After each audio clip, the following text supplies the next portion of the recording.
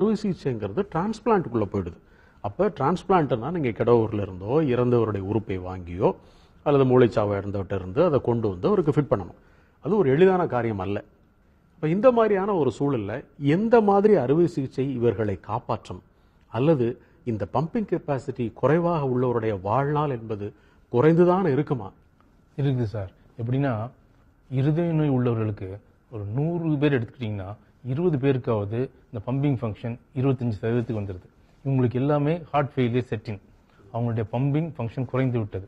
இதுக்கு டிரான்ஸ்பிளான்ட் ஒரு முக்கியமான தீர்வு, இறுதி தீர்வு, கோல்டன் ட்ரீட்மெண்ட்டாக இருந்தாலும் நிறைய ஆப்ஷன் இருக்குது. ஒன்று, எதனால் இந்த பம்பிங் ஃபங்க்ஷன் குறைஞ்சது? சப்போஸ் அந்த ரத்த ஓட்ட குழாயில் அடைப்பு இருந்தால் அதை பைபாஸ் சர்ஜரிஸ் பண்ணுவதன் மூலம் அந்த ரத்த ஓட்ட குழாயினுடைய அடைப்பை எடுத்து விட்டாலோ அல்லது ஸ்டென்டிங் பண்ணியோ அல்லது பைபாஸ் சர்ஜரி பண்ணியோ அந்த அடைப்பை எடுத்து விட்டோம்னா பம்பிங் ஃபங்க்ஷன் கூடுது. இது ஒரு வழி தான். இது எல்லாருக்கும் சாத்தியம் இல்லை. சிலருக்கு இந்த வேல்வு பழுதடைந்ததுனால இந்த பம்பிங் ஃபங்க்ஷன் குறையலாம். அவங்களுக்கு இந்த வேல்வு சரி பண்ணினோம்னா பம்பிங் ஃபங்க்ஷன் திருப்பி சரியாயிடும்.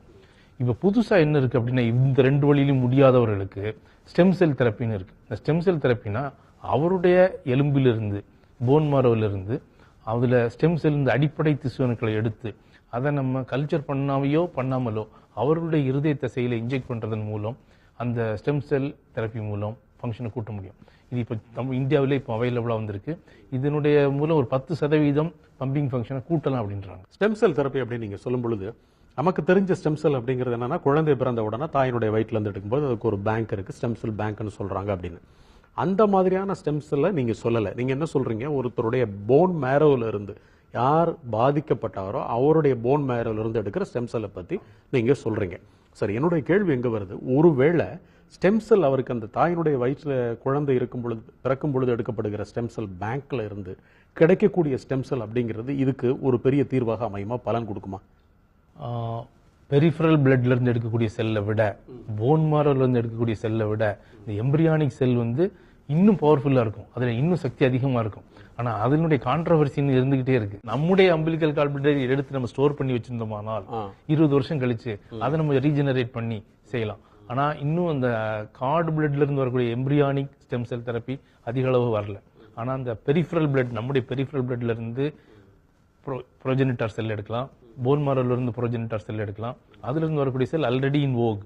ஆனால் இதை விட நிறைய சக்தி வாய்ந்ததாக, நிறைய பலன் தரக்கூடியதாக எது இருக்கும்னா இந்த எம்பிரியானிக் ஸ்டெம் செல் தெரப்பி தான். This is a personalised stem cell therapy. உங்களுடைய செல்லையே நீங்கள் வளர்ச்சியடைய செய்து நீங்க பண்றீங்க. இப்போ நடக்கக்கூடியது போன் மாரோல இருந்து, ஆனால் இப்போ உங்க குழந்தைகள் இருந்து எடுத்து ஸ்டோர் பண்ணி வைக்கலாம். அது ஒரு சிறந்த வழி தான். இப்போ இன்னைக்கு டெக்னாலஜி வளர்ந்துருந்தா கூட சக்ஸஸ் ரேட்டுங்கிறது எந்த அளவுக்கு போகுதுங்கிற பொறுத்தும் ஒரு சிகிச்சை முடிவு செய்யப்படுகிறது. நீங்கள் சொல்கிற இந்த ஸ்டெம் செல்ல இருந்து எடுத்து ஹார்ட்டோட பம்பிங் கெப்பாசிட்டியை கூட்டுறது அப்படிங்கிற ஒரு விஷயம் எந்த அளவுக்கு, எத்தனை சதவீதம் வெற்றி அடைகிறதுக்கான வாய்ப்புகள் இருக்கு டாக்டர்? சார், இந்த விஞ்ஞான வளர்ச்சியில் இன்றைய நிலையில் பார்த்தீங்கன்னா, ஒருத்தருக்கு பெரிஃபரல் பிளட் டெரைவ்டு செல் கொடுத்தா 5 to 10% கூடலாம். போன் மாரோ டெரைவ்டு ஸ்டெம் செல் கொடுத்தா 10 to 20 கூடலாம், 20% கூடலாம். எம்பிரியானிக் ஸ்டெம் செல் கொடுத்தா இன்னும் 25-30% வரைக்கும் கூட கூட்டலாம். இது ஒரு பெரிய பூன். ஏன்னா இது compared to transplant this is less expensive, easily available. இன்னும் வந்துடும். இன்னும் விஞ்ஞான வளர்ச்சியடைய நம்மளுடைய மேம்பாட்டு திறன் கொண்ட விஷயங்கள் வெளியே வந்துட்டே இருக்கும். ஃபர்தர் ரிசர்ச் அது இன்னும் பெருசா பலன் கொடுக்கலாம் தான் இன்னைக்கு பேசப்படுது. இப்போ இந்த ஸ்டெம் செல் தெரப்பி மூலமாக பண்ணப்படுகிற இந்த பம்பிங் சிகிச்சை அப்படிங்கிறத அவருடைய நார்மல் ஆக்டிவிட்டிஸ் போறதுக்கான வாய்ப்பு இருக்கா, இல்ல அவங்க பொத்தி பாதுகாத்துக்கணும், இவங்க இப்படி இருக்காங்க அப்படிங்கறது மாதிரியான ஒரு ஸ்டேட்டஸ்ல தான் அவங்க லைஃப் ஸ்டைல் இருக்குமா? அப்படி இல்லை சார். அந்த இருதயத்தினுடைய பம்பிங் கெப்பாசிட்டி, எஜெக்ஷன் ஃபிராக்ஷன், கண்ட்ராக்டிலிட்டி கூடிருச்சுன்னா அவங்களால கால் வீக்கம் வராமல், வயிற்றுல நீர் தேங்காமல், மூச்சிழைப்பு இல்லாமல் நல்லா இருக்க முடியும் சார். அவங்க இந்த மாதிரி பெட்ல தான் இருக்கணும், ரொம்ப ரெஸ்ட்ரிக்டட் ஆக்டிவிட்டிஸ்லாம் இருக்கணும்னு அவசியம் இல்லை. இருதயத்தினுடைய கான்ட்ராக்டிலிட்டி, பம்பிங் ஃபங்க்ஷனை உங்களால் கூட்ட முடியுமானால் நீங்கள் நார்மலான நிலைமைக்கு வந்து விட்டீர்கள்னு அர்த்தம்.